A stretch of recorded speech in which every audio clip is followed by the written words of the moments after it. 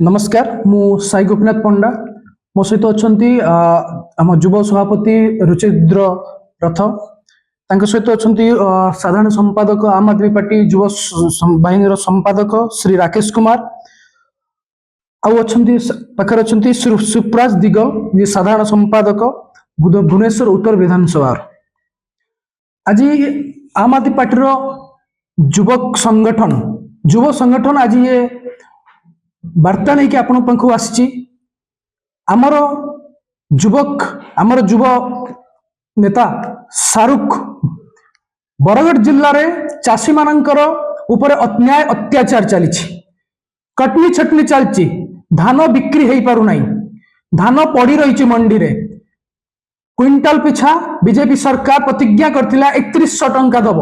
किंतु आज बरगढ़ रे 1800 रु 1900 टंका रे धान बिक्री होउची ता सहित कटनी छटनी है चाषी मानकर बहुत असुविधा होची तार प्रतिवाद रे आमर युवा नेता शाहरुख गोटे मेमोरेंडम दे जाइतिले इरासिस आचार्य कार्यालय को किंतु भारतीय जनता पार्टी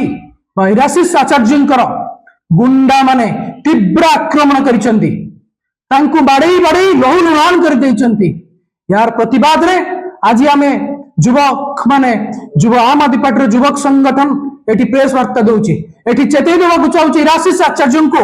आपण से भूल संशोधन करंतु क्षमा प्रार्थना करंतु नहले आम आदमी पार्टी युवक संगठन आपन को सब रास्ता राजरास्तार विरोध करिवो। बीजेपी जेतेबे निजर प्रतिज्ञा करी आस्तिला आमे 3100 टंका दबु किंतु से आज करूची कोन आज किए तो हातरे मारे किए भातरे मारे किंतु भारतीय जनता पार्टी आज भातरे भी मारुची हातरे भी मारुची भातरे चाषी मानकु मारुची हातरे युवक मानकु मारुची बाड़ी बाड़ी लई लाण करूची। इरासिस आचार्य को चेतई देवाक चाहूची भारतीय जनता पार्टी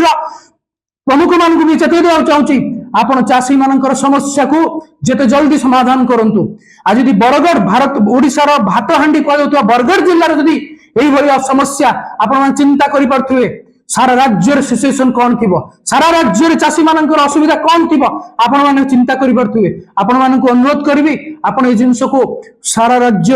आम बांगर जो असुविधा जो चाषी मानकर प्रॉब्लम को आपण नहीं करि जानतु ता सहित अनुरोध करबी आपण ए समस्या को केमिति समाधान हे परिबो आपण माने आसी आम पखरा जे पहुंचचंती तो ये प्रेस वार्ता मध्य आमे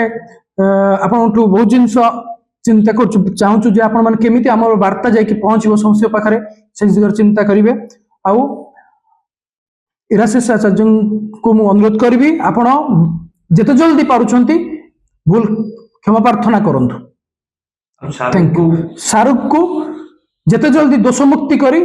तांको जेल बाहर करा जाऊ।